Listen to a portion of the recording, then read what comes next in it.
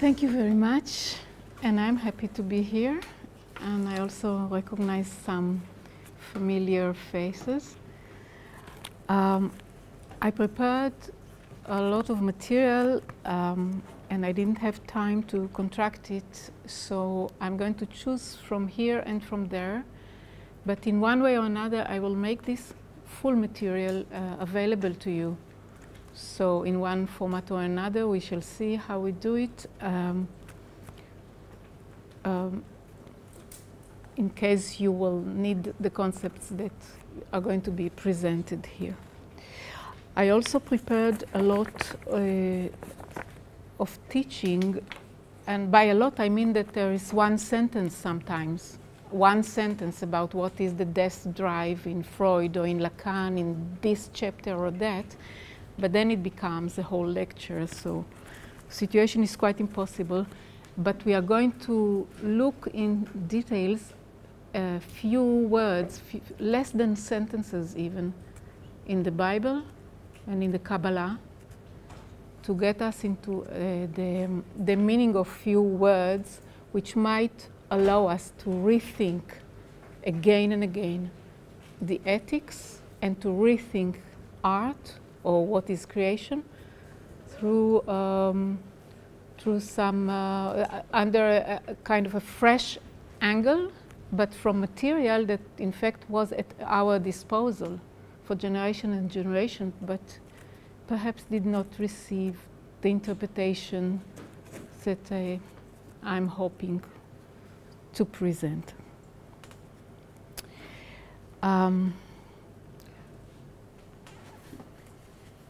So we'll start with birth. Not only we are all born, and every new beginning involves birth, and I think here, of course, of Hannah Arendt expression, but also we have all been carried. I suggest to rethink human, subject, and trust through the sublimation into culture of female body psyche, that by trusting caring, or by what I will call carriance, in order to show the different roads and trajectories of the question of being carried, allow the emergence of human subject to nest, to co-inhabit, co-emerge, and nestle in a special space inside and outside herself. I am, thence I was carried. I am, therefore I will carry, symbolically. I am, thence I was carried in the real, and had always already been witnessed. So I name this subject's instance and modality and process carriance. Contingent encounter becomes encounter event in the continuity and duration, the Hebrew word is meshech, of real and symbolic carriance.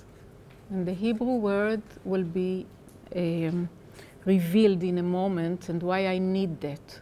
Now I go back to etymology, to the biblical, the Hebrew letters, because for two reasons. Not only what I'm going to say was already disappearing from the word, my interpretation does not appear in the old interpretation of Bible that I was looking at.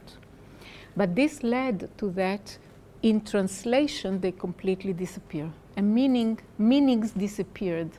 And the meanings has to do directly with the feminine, with the question of carry that I'm going to talk about, with the question of mother.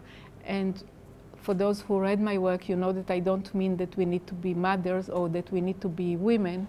We need to realize that we have all been carried and brought into the world in transconnectivity with a female body and psyche. Otherwise, we wouldn't be here. So it's not a question of morale, and it's not a question of what to do in life. It's about the fact that we have already sensed something of the body psyche of a carrying female when we came to the, if we came to the world.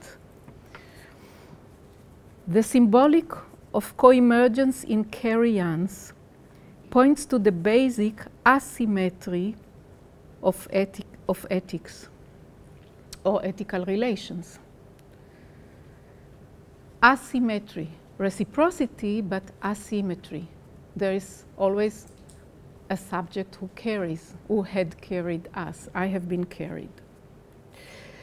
On the subreal sphere, transjective, which I mean the connectivity between subject and object, and transsubjective linkages, which means the link between subjects and subjects on a certain level, are formed in co-responsibility, compassion, and witnessing, while at the level of the single individual compassion, we are working towards respect and responsibility and witnessing. We are transforming one another when a kernel in the one responds to a kernel in the other. I feel in you, you think in me, I know in you, and you trust in me. And the meaning of that is that I'm talking about subjective elements or units or links that are below the level of identity. So it's below the level of gender identity, below the level of national identity, and even under the sphere of real relations. We might not relate, and still in some kind of silence, kernel to kernel will communicate something. It would be affective. It would be not only affective. In the human ethics that I'm going to propose, we will conjugate and we'll show how freedom and carriance together. So freedom is not just, there is this paradox here that we are going to treat, freedom and carriance. Human freedom from subjugation is achieved by symbolic care-carrying, the responsibility for this kernel-to-kernel subreal border linking and border spacing between the elements. So not subjugation, but carrying. This is the meaning of subject. I turn already and immediately I jump into the Hebrew, because in Hebrew, subject is noseh, and noseh, if we forget all the layers we put on it, etymologically is a carrier. It's not the one who is subjugated, like when we talk in Latin and English and so on. It is the one who carries, interestingly enough. As human being, I feel responsible towards the proto-ethical load of my artistic gesture, before and after and around it. Not necessarily when I paint or when I do the thing, but before and after. Womb space inside the work and between works is a matrixtial subject matter. And if this subject evokes interest and fascination, the viewer is getting engaged in the question of both death drive and life drive, requiem and carriance together. Carriance draws its meaning from our passage into life. Being carried, the imprint of the passage via the other mother, are intermingled with the imprints from our own becoming as carried and cared for beings. I hear the time-space of carriance already in the idea of the name Shet. Now it's interesting, we discussed this morning, and we are going to discuss Cain and Abel story. And I told the friend here that Chava, Eve, had a third child. And he said, oh, really, where is that? And indeed, Wherever I say Chava had a third child, everybody says, but where is that written? Well, it's written in the same chapter of Cain and Abel. Can you imagine this mother? One child murdered and mourned. Already she brought him to life. Now she buries him. Second child, a murderer. And she still have the courage to carry another child. And that's the end of chapter 4 in the Bible. And she gives him the name Shet, which means in Hebrew, God paid attention to my prey, Shet. But Shet is also Set, which is also embedded in it the idea of carry, because carry is Set. Same letters, it's just another pronunciation. Shet, therefore, suppose a communicating, a kind of engagement with the other and the world. And by this, I don't mean communication. This should work or does not work also when we are alone or when we are dreaming. Even without relations, actual relation. And even when the other is no more. Even when the world has gone. Carriance, then, is beyond relationality. It is non-reactive, unconditional, and yet it is responsive. And let's us also see the difference between response and arousal of something, some affect or emotion, and reaction. Reactivity is something where whatever it is forces you to reply or replique, and a response is something else. It has to do with attention. Before Abraham, we're going to Adam and Eve. So before Abraham, before Moses, before the law, it doesn't obey desires and oppositions that the law will establish.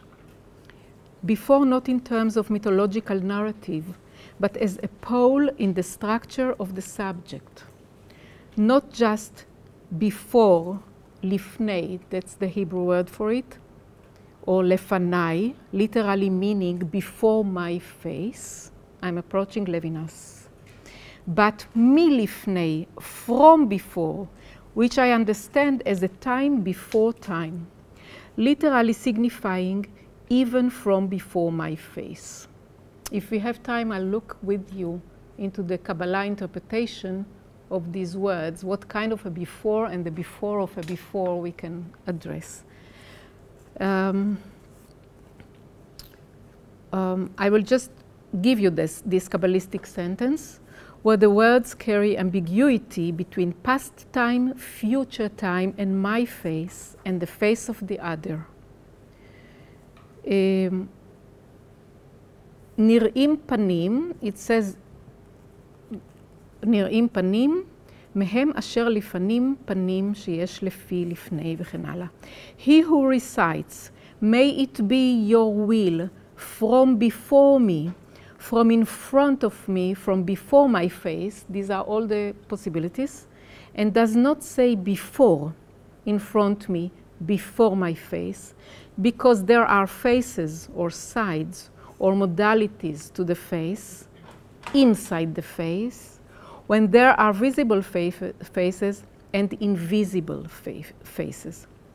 So not only we have the ambiguity and conjunction of time and face, but also that of past, what was before, and future, that which is before and what is to come, visible outside, invisible inside, and beyond. And I'm referring to a before, which is even before the priority of the face in the Levinasian sense. And the priority of time, of that which is a time before me, the invisible inside, and the time of the future. Because the time of carrying is also always a time of a future.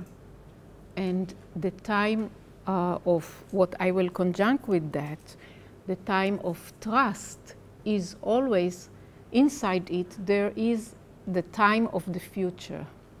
I always trust the unknown, that which is going to come, and I have no idea what. And in the idea of carriance, there is already the idea of trust, as we are going to see. All this, past, inside, face, and future, participate in the structure of the trusting subjects who say these words. From before of the maternality of Carriance, of any emerging self, this has a priority over me, in me, when I consider the other, or the face of the other. If before the face I'm already obligated, I'm responsible, according to Levinas, I will add that from before the face of the feminine maternal matrixial other, and this, of course, is not about biology, and it's not about biography. It is about the structure of the ethical subject. The other of the inside and interior of before and from before is also that of time. The time of the human subject is pregnant with the impression of loss. And likewise for me, the question of art, because art is only for the human being. And it is always also a question of loss. There is a special loss we are going to talk about in the whole 2 days, which is what I call the death of trust. The loss of the capacity to trust. And how do we retake the question? What can we trust? Under what condition we can trust? So from before as Carriance, there is on the one side Eva, Chava in Hebrew, mother of the living, or living life, Chaya. When God addresses Cain, and when God addresses Agar, it is in her nursing maternal voice that God speaks. In the sense that signifiers born in her imaginary and real are symbolized to express the idea carry. I don't know, do you remember when Hagar goes in the desert and her child is going to starve and die, and he cries and God hears his voice. This is a special tendency of God to hear. Sometimes he doesn't see very well, but he hears voices. And so he sends some angel to speak to Hagar, and he says to her, get up and carry your child. Now in the translation, it was translated in most of translation I checked, and I checked about 50 Bible translations just to be sure I'm not telling you nonsense. God has the tendency to say in the English, lift your child. But this word for lift is already a little interpretation. Carry is the word that is used. Si. Take the child in your arms. In fact, all the commandments will come later, remember? So before the commandment, God tries few ideas, ethical ideas. It doesn't work. And then we have the commandments and the law and the question of after. It will come later. Love your neighbor will come later. Perhaps with Eva relegated to the class of nature, the possible sublimation and symbolization of this carry, even though voiced by the divine, withdrew into hiding. Each one carries traces of memories that concern her and had been transmitted to her via shareable space, shareable subjectivity, in which she participates knowingly and unknowingly. And by the maternal matrixial of co-conception, co-emergence, and compassion, and even co-memoration, no symmetry is presupposed. Whoever says I is the carrier. whoever takes upon itself the symbolic set enters the feminine matrixial ethics beyond gender, sex, or social function. To carry is the primal mode upon which responsibility for the other is patterned, or rather, I would like to say, mattered. The earliest ethical manifesto was pronounced, in my view, with the instruction issued by the divinity in this enigmatic indication offered to Cain. And I insist on this signifier in Hebrew and on its conjunction with two others.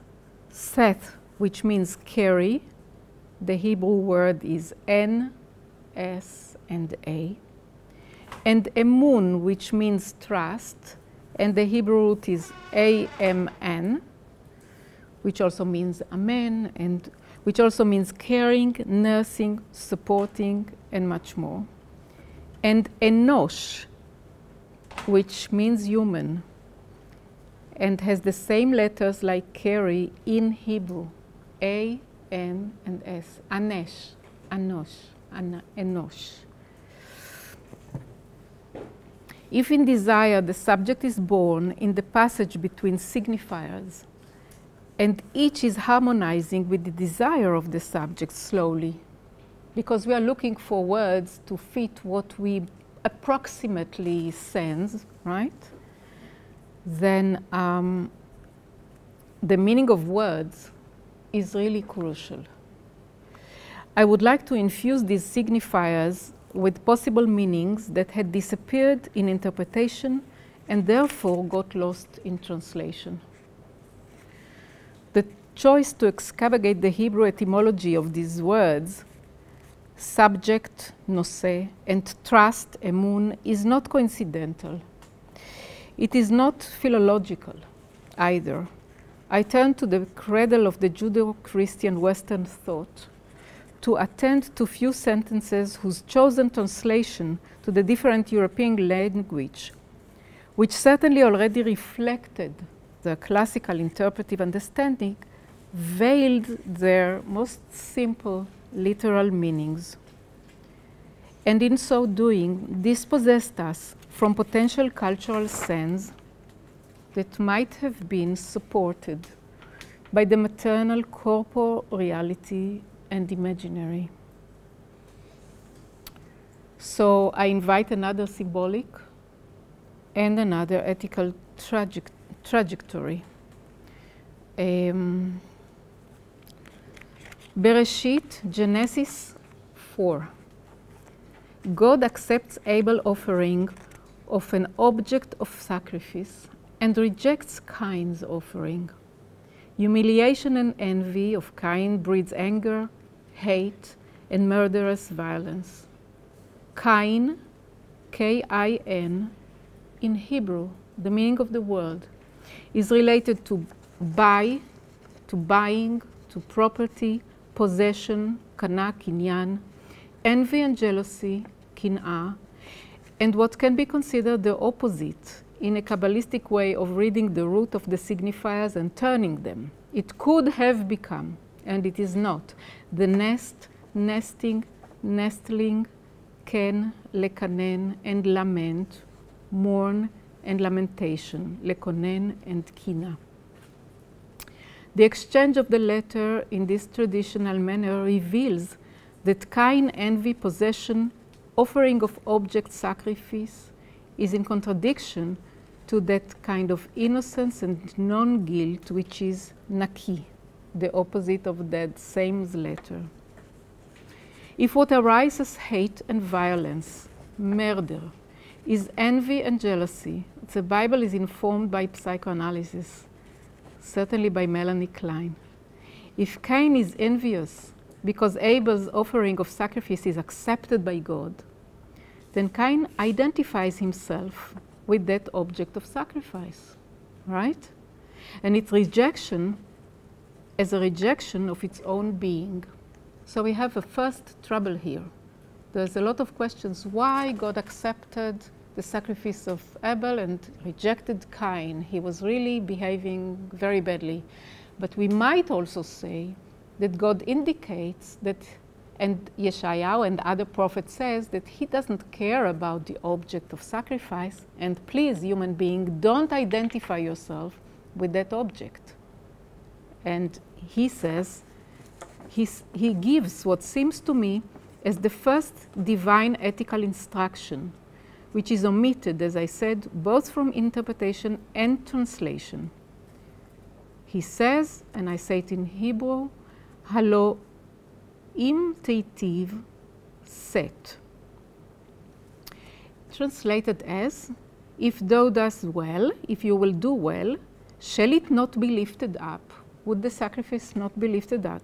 Sometimes it is translated, if you are doing what is good, shouldn't you hold your head high? So the translation insists on the high, the lifting again.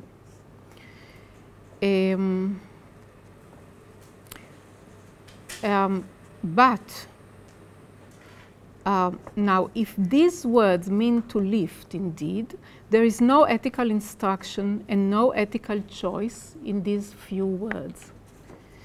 And the first ethical instruction, as well as the choice, appears only immediately after. Why then would the word of choice, if, appear already before the continuity of the sentence? With Levinas, for example, and with other thinkers, what I read, it's what comes after that is considered ethical. But these few words have no ethical meanings. But we are going to change it now, and we will make it a new translation.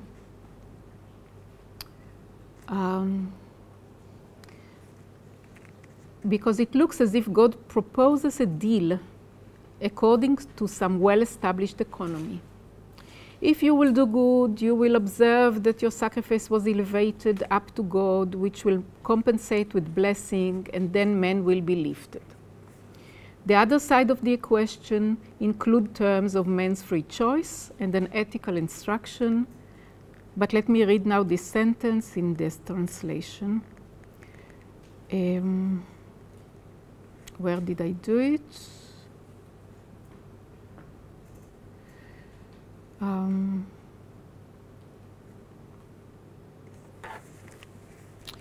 So my translation, which I don't know where I wrote it in here, we'll probably come back to it, is if you do good or you will do the good, 2 points, set, carry. And you have a choice. Carry or not carry in the symbolical and ethical sense. It's not I accept your sacrifice, I lift you up, but that's what you can do. Had one not taken upon oneself, carried, the commandment to carry his others, then he will be a slave. Subjugated to what? Subjugated to his own shame and guilt, as we shall see. The literal and figural meaning of set is then carry, bear. The grammatical time of the sentence is the future, but a kind of future which in the Bible language signifies also the past. That is a verb that intends both past and future.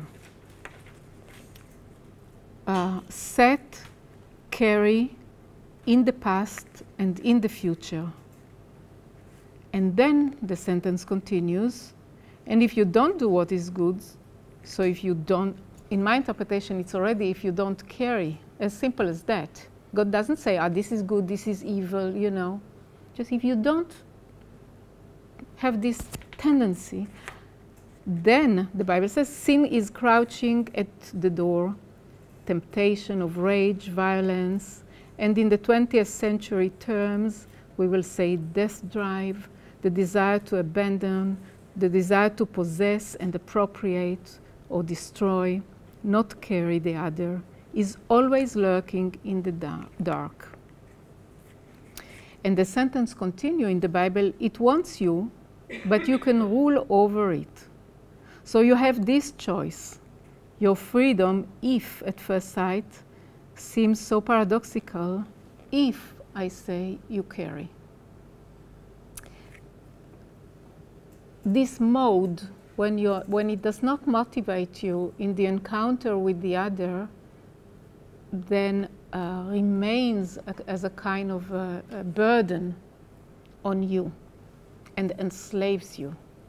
So you did not do your best in that very simple sense, which is also very heavy sense. It's a mode. How do we get into that mode? It needs few points to sustain it. And set, this carry, is also, the meaning of this word is also sustain. It has many, many meanings. So, not sacrifice the spirit looks for when it composes and poses and puts together antithetic entities. First ethical idea, freedom of choice as responsibility to carry. The mastery of temptation to iniquity comes second. The human being is a carrier, a nose, and only carrying the other and bearing your guilt for not doing so will probably turn Adam, blood, and earth being into Enosh, which is human being. Adam is the name which is composed in Hebrew from blood and earth, and Enosh is the term for humanity. And in the text, when the first time Enosh, human, appears and not Adam appears, there is also a transformation in the figures of God. The God Elohim, which is the God of a kind of is a severe one and the God of judgment, to the God Yehovah, which carries in its name past, present, and future, so the idea of continuity. And also, in the more Kabbalistic interpretation, it carries the function of grace or mercy. One is responsible for the harsh side of God, and the other for the side of mercy. And the order of things in the Bible, in that same chapter, after Cain is got his punishment and Abel is dead, Eva gives birth to Shet, and Shet gives birth to Enosh, and then began men to call upon the name Yehovah. This is the order. You are invited to have a look at the Bible. I will now support and make here the link between subject and bear carry through the etymology, but I also announce the subject as qua carry through the maternal matrixial time-space of encounter event, and add the humanizing notion of carriance that I would like you to hear from all possible directions. The grammatical root is then nasa, N-S-A. Nose is carry, laset is to carry. It is also being carried. Nisa indeed is high and exalted. And you also have carry seen, carry face, all these words. By the way, the linkage, the bond of marriage is also called nisuin in Hebrew, through the same word. So it means a kind of engagement, what we might call engagement. I engage. And many other interpretations that we will put in the writing material, but I'm going to jump. Then you have support, port, move, transport, take with you, conduct, transmit, also be infected with, liable to transmit, transfer, and all of them in the same word. We use the same word all the time, this carry thing. Be pregnant. This, I think, is also in the English. No, you carry, you bear, you porter un enfant. be pregnant, assume or accept responsibility or blame, be responsible for the effectiveness of, as well as the act of lifting, transforming, and of course, keeping, to keep, the same word, endure. And then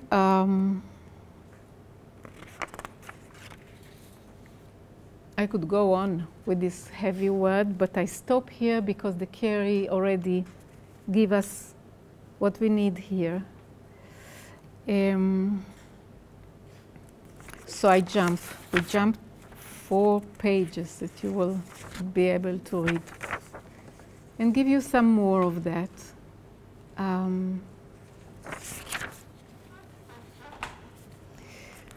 To show you how important it was in the Hebrew and how strongly this disappears and how feminine is that request. I'm reading to you from a, we are not doing theological studies here. Yeah? We don't have to believe in God. The question is that whatever it is that we define as divine, no matter how you name it, and perhaps even the enosh in the Adam, the human in the human being, could address the question of what is demanded from one person in addressing another person. That's all that God can do about us. It's not about Him created, not created the world, doing good, not doing good.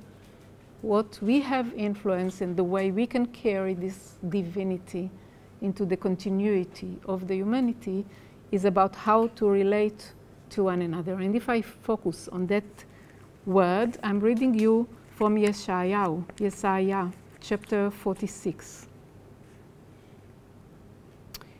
Hearken unto me, O house of Jacob. Listen to me. It's a kind of all the remnants, listen to me. Those who are born by me, from birth that are carried from the womb. Now God is speaking. I carried you in my womb. Surely there's some feminine around here. Even until old age, I am the same. I am the one who carried and therefore will carry. And even to hoar hairs, when I have white hair, will I carry you. I have made and I will bear. It's all the time these words reappearing in the Hebrew. And I will bear. Yeah, I will carry and will deliver. And I interpreted this line of the poem by Porcelain that Derrida also interpreted, but in a very, very different way, or just referred to. I sent you the paper because I like the different angles. But this is the beginning of my interpretation of Porcelain. The world is gone. I will carry you. So what is there to do even when the world is gone? I will carry you, because after that point, there will be no human. That I think that to carry in the body, by the way, is the most radical and revolutionary act that the human being can accept, to double itself and so on. But we have all went through that, so we are acquainted with the drama and the difficulty. And we are also now very aware, I hope, with the seriousness, the significance of the fact that this was omitted from the symbolic. That we were not allowed, or nobody was hoping to make sense of it. And when we make sense of it, immediately we are afraid, because people think, oh, immediately somebody will appropriate us and tell us what to do with our bodies. Well, no. On the contrary, when we have concepts, we have more freedom, and we have more freedom of choice, and we know better what we are doing. So it's not such a shock what we are doing.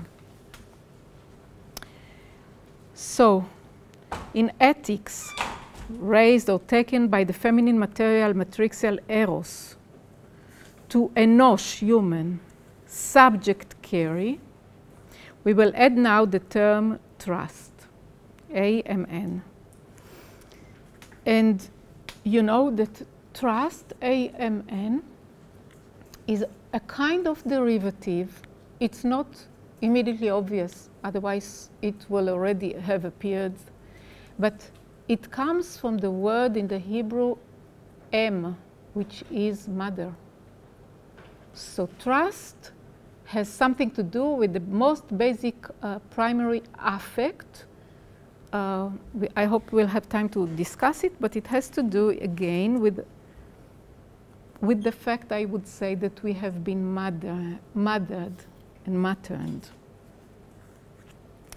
So this fact and this idea is a part of this, of the truth value of the word trust.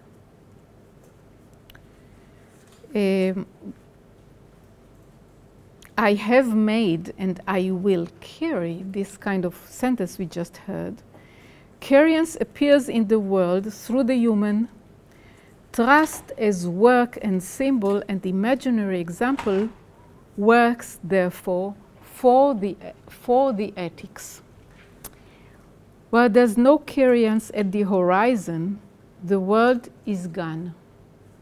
I will carry you makes sense for trust and makes sense if there is a future.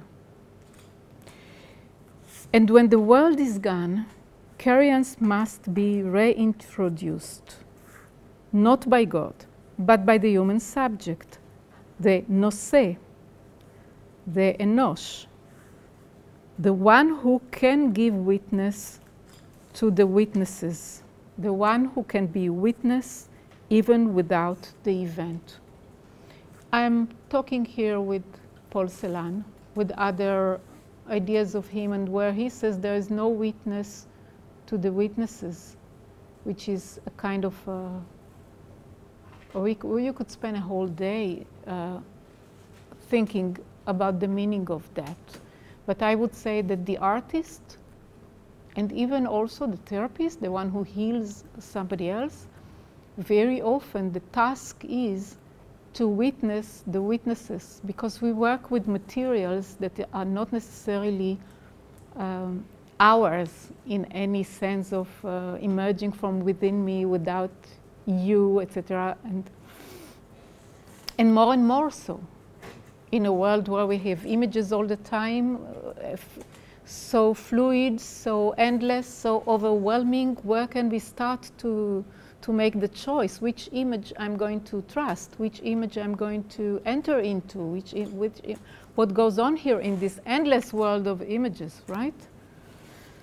So we need maybe some coordinates, each one for its own self. How do I choose to witness other witnesses?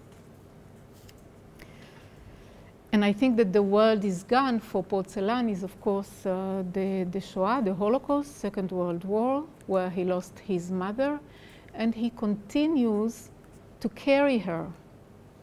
So he carried the one who carried him through the words.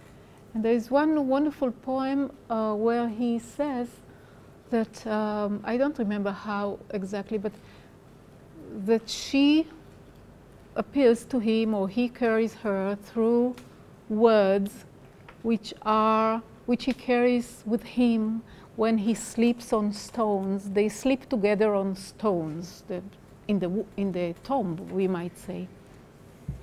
But then he says, and here I link it to art, it is with her, with that inside necessity to carry her, or to carry her death.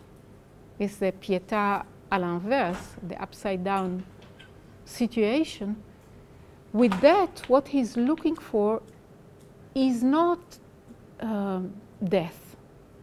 He says, with her, I'm looking for the tiny, tiny little openings of light. It is as long as I carry I can also allow myself to imagine the desire of the other also to find beauty, not only to find reflection of its own suffering or death, but to find something else. So he cannot, and I think that it is very serious and difficult today when we live already in the world where traces of trauma are diffused everywhere. How can we look and produce that which is going to become beautiful?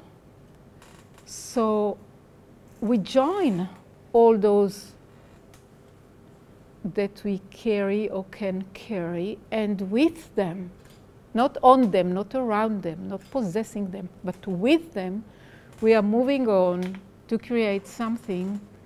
And this is seriously also a matter to understand that under certain modes, under certain attitudes, you can approach the other, and in fact it's a possession and colonialization and should be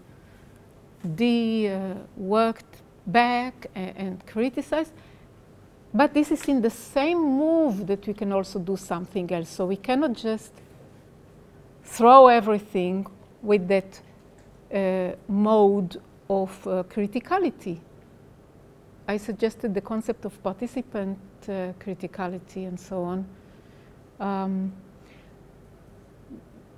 Because in fact we are talking about the very, very basic affects that we might lose in our trajectory of endless criticism. And how can we not just decompose by caring? So you're not just standing there appropriating, taking advantage and so on, being in the world of kind, but you carry. And then we don't know. You take a risk. Some things might happen, might not. It is interesting to see that the issue of Amen first arises in the Bible in the context of a community which identifies itself with the jealous man-husband possession, appropriation, and envy of the woman's fertility and the woman's body. A womb envy. Not only the woman is supposed to be a possession of her husband, and not only she is forced to say Amen, yes, I will, to what she doesn't believe in, but she is also punished for her husband's paranoia by violence permitted to attack her fertile body. So this is just if we check where the word Amen appears. But if we leave that for the moment, we know that Amen is the word for trust, the word for faith also, the word for many things that I will say in a moment. But for the way for confidence, many words that we will do that family of words. I prepared it separately around here. And this is important to me, but in a moment.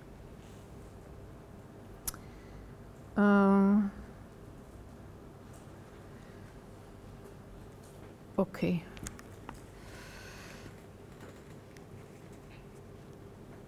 So, what is the meaning of Amen? We say trust and faith and belief. What is the meaning of that after the end of trust?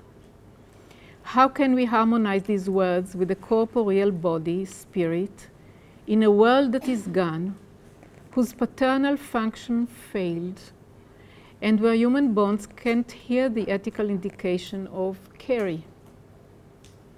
The symbolic of the feminine matrixial maternal, given imaginary support and based on the subreal bond of any subject with female corporeality, invents this real of Carriance. When I say invent, I mean it in the sense of psychoanalysis, in the sense of Lacan. You know, with Jacques Lacan, we have the symbolic, the imaginary, and the real. We know already that they are separate. We know already that in the early theory, the symbolic produces the imaginary, and the imaginary produces the real as that which is not. later on we start to realize that perhaps the real is also that which is. But it is very complicated. Lacan still indicates that there is no sexual relationship. There is no, well, the feminine is obliged to follow that side of the lack and of the no, because whenever we bring a concept, it is already caught in the traps of that phallic paradigm. So no matter what term we come with, it is trapped in that paradigm, and it creates its real as that which evades it, and so on and so on. So we have to, so I'm saying invent in that sense. But the important thing is that if we start to think through the angle of that Carriance, we realize how many moments we can give something to the moment, and how many moments we have missed also. I would like to go a little through Levinas, who also discussed Cain and Abel, but since for Levinas, like for the others, only the second sentence in that phrase indicated ethics, he moved to the continuity of the sentence. He does not relate to if you'll do okay, you'll be lifted, because, and rightly so, it didn't make sense to him.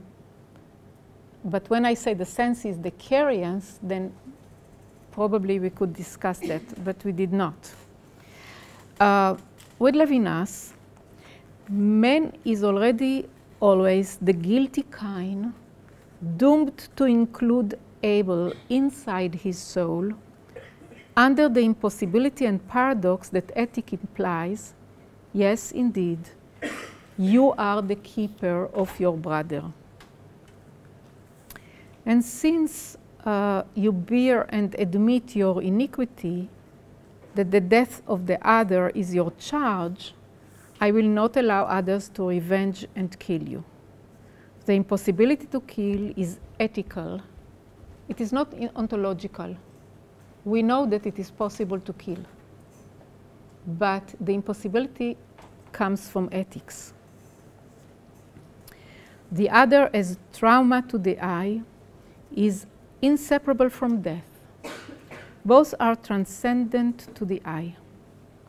Not only the other is not an object of commerce or sacrifice, possession and appropriation, but also the other always looks at me with the eyes of Abel, who looks at me from the tomb. Death and Ein, Ein Sof, mortal, Sophiyut, immortality, and Sophiyut. Death and eternity are transcendent, and the mortal, the ontological possibility of the death of the other, is therefore in my ethical domain, not in my ontological domain. My desire to kill the other stems from its infinite otherness, says Levinas. And this is also from where the ethical commandment not to kill arises.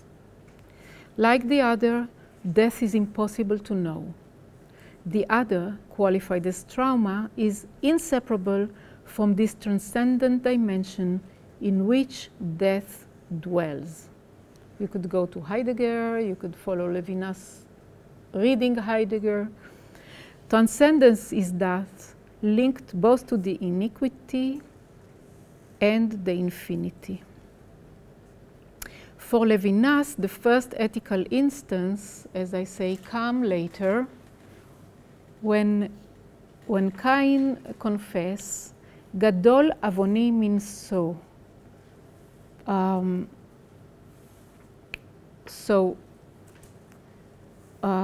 Gadol avoni minso, it was translated, again we have a little problem, my punishment is too big. But avon in Hebrew, the first understanding of avon is not punishment. Cain doesn't come to God and say, oh, listen, my punishment is too heavy, please do something. we will have no ethical responsibility if that was what the sentence said. In my interpretation, the sentence says, my crime, my iniquity is too heavy to bury. I cannot bury that, not the punishment. Punishment you really maybe you should have or you should have not, or you can discuss and negotiate and commercialize and make commerce with God, but that's not the point. And Levinas, I think, direct us to there, that since Cain understood at that point that what he had done is too heavy to carry, then God addresses and gives him some kind of directions and say, okay, we'll have to stop this chain of death. This is very relevant for today as well. We must change this chain of revenge, so I will not allow to take revenge because you have understood and you have become responsible. So the interdiction to kill is included already in the relations to the other who looks at me with Abel's eyes from the grave. Levinas notes the defenseless eyes, always resistant to possession. But you see, the eye of the other was not strong enough to stop the murder in reality, to stop the murderer. However, his eye will haunt Cain from the grave.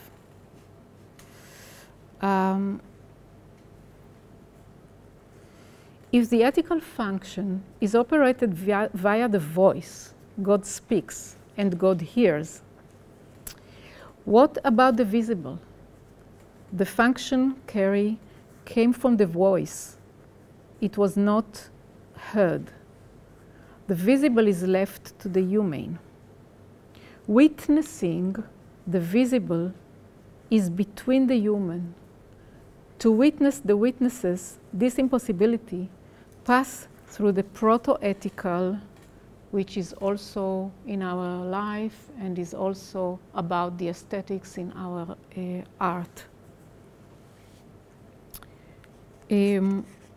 Again, we are going to jump because I prepared here a discussion about the connection between the face and the Carriance.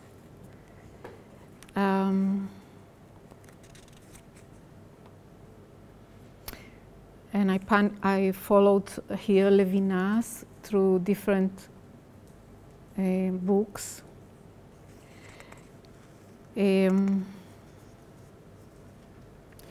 And there is an immediate remark. For me, finally, and after all, the ethical indication of Levinas, they are still leading to the possibility of sacrifice, sacrificing the other and self-sacrificing when you have the ethical attitude. And this is related to the total otherness of the other, the total otherness of the feminine, this otherness of whoever is, you know, and even the mother, which he does not address in that way, but if that's what we can see. It is not to be negotiated, this otherness. And this otherness related to death. And this is classical also in psychoanalysis and in Lacan and in Freud. But I would say that for Eva and for Maria, it is the other son, not the other brother, is never totally other.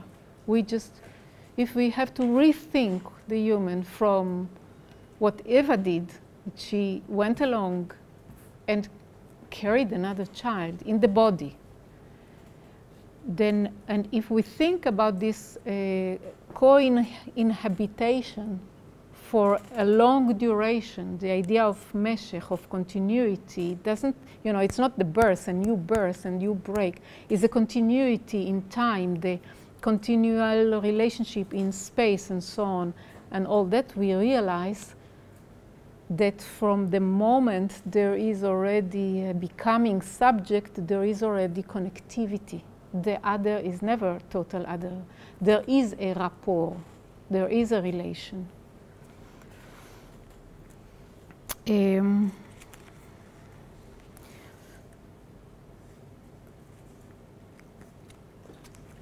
So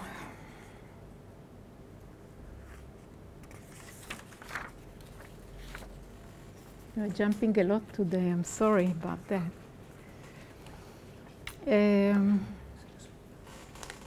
5 minutes, goodness.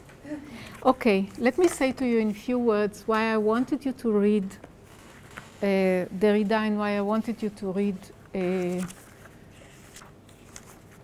Kristeva, because we're going to propose, of course, something different. In Death Gift, Derrida asks if the logic of the self-sacrifice kind of responsibility could change and be less cruel or displaced if women intervened in it in a crucial way. This, by the way, when he asked that, I think that women already intervened in it in a crucial way, and that Derrida did not wish to consider a lot of things that were going on where women said something else in that decade before he writes that. But he says, okay, if she could intervene, this system of sacrificial responsibility, is it also the sacrifice of the woman in any system of exchange? Indeed, we can ask, a sacrifice of the woman, is it her self-sacrifice or the sacrifice of herself, or is it even the kind of sacrifice which is the model for the paternal model of sacrificing? We must go against the desire to sacrifice and be sacrificed, the attraction to death, death drive, ontological nothingness, such that sacrifice of the body looks like the end of the bodily existence, the end of life, the end of fertility. He puts it, he does not have no suggestion here.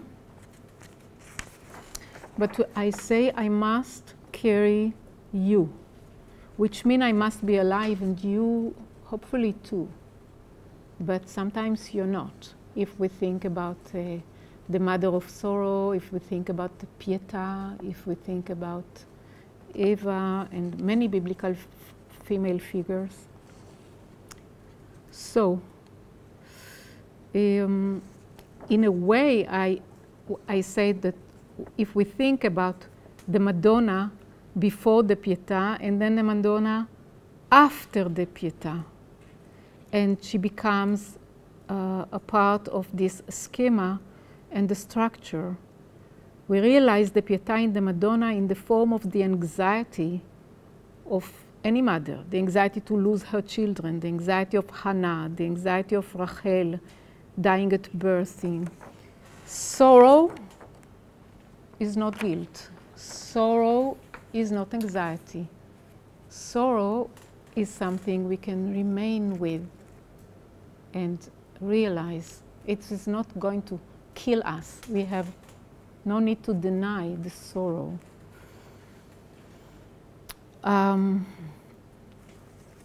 Happily enough, we have more than 5 minutes tomorrow, but I want to go a little to the question of the Emun, the trust versus the Credo. The capacity I'm talking about, which is Emun trust, is a capacity that is before the trust which was translated as Credo, because Credo consists on the return of some recompense. Credo is derivative, therefore. It is trust given to someone on condition, with the expectation to be compensated in the future. Emun trust, this primal affect, is not about recompense, is not about if you give me, then I give you. It's not trust anymore. If I say trust in you only if you give me or promise to give you, this is not trust. In any case, this is not the primal trust. And the Latin Credo, therefore, relates to belief and to faith, and is understood in terms of investment and credit. It enters an economical realm. Credo is a model of belief, according to Julia Kristeva, based on remuneration and promise of recompense for prayer, ultimately the terms of eternal life and resurrection. Trust between one another in the psychoanalytical transference is based on such faith, according to her. A kind of love which, she continues, is a delusion. To believe and trust is to enslave oneself. As an analyst, I find that the Credo embodies basic fantasies that I encounter every day in the psychic life of my patients, she says. On the symbolic and the imaginary level, Credo stands for the identification with Almighty Father. The paternal function offers symbolization and separates the child, it's all quotation, from its jubilant but destructive physical relationship with its mother. So the mother is to be, there should be matricide, the mother is, you know, what we have to do in life is to stop trust. But this is the trust in the terms of the Credo. And she says the analysis is a means of transition from trust, Credo, to separation. I give my heart, then I reclaim it. Trust, therefore, for Kristeva is perceived as transitional, temporary, conditional, condition of slavery, the opposition of separation, on which the subject desires lean. In the model of trust, Emun, that I will propose, there is no such commerce.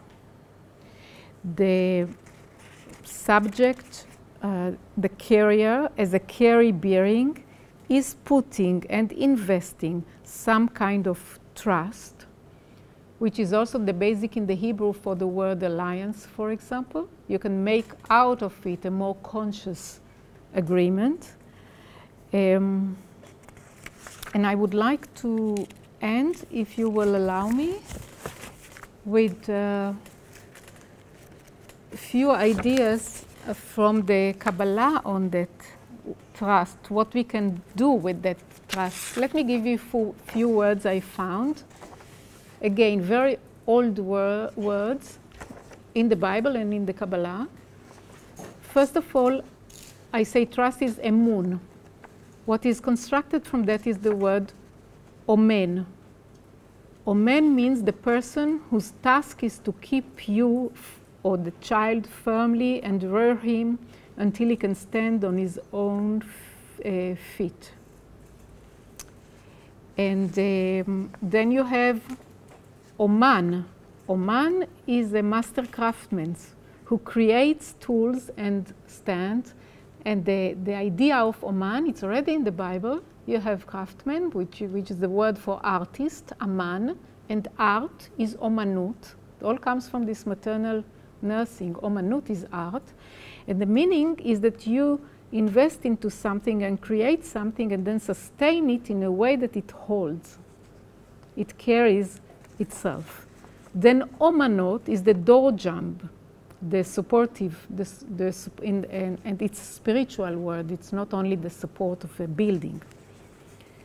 Even emet, you know, the truth, because in the old tradition it is something which should stand firm, comes from the same root, emun, emet is truth. Of course, believing,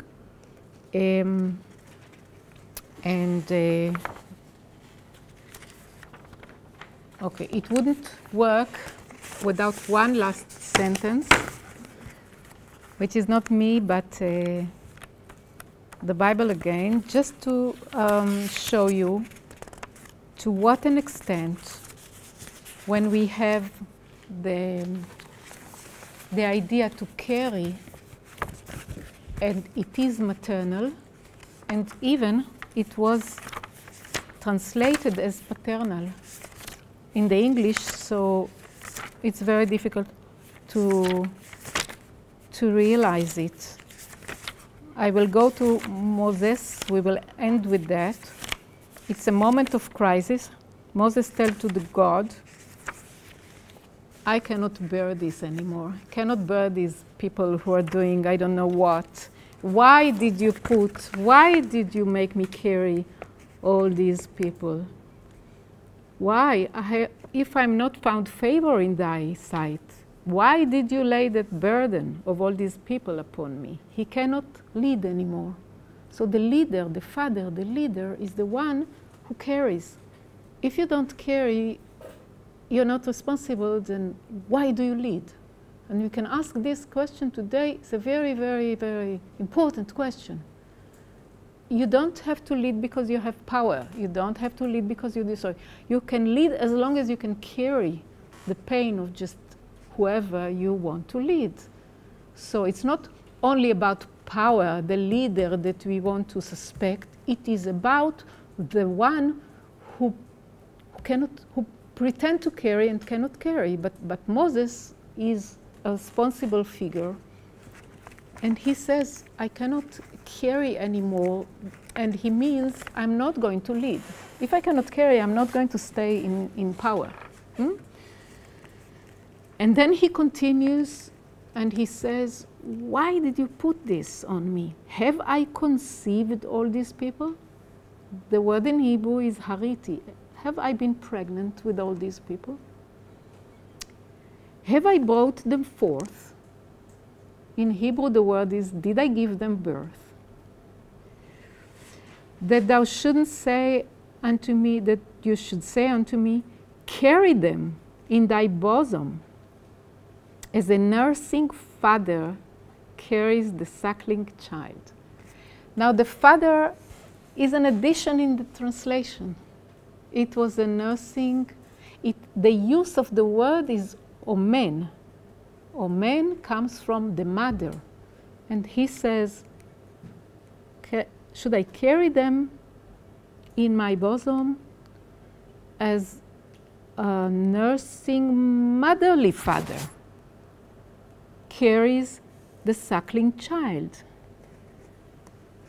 And so this is, we could see that leadership even already then has to do with the maternal, which for me is matricial function of carry the burden, not, praising your power, but carry the burden, carry the suffering.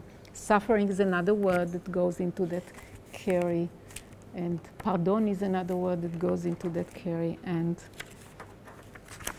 the rest for tomorrow.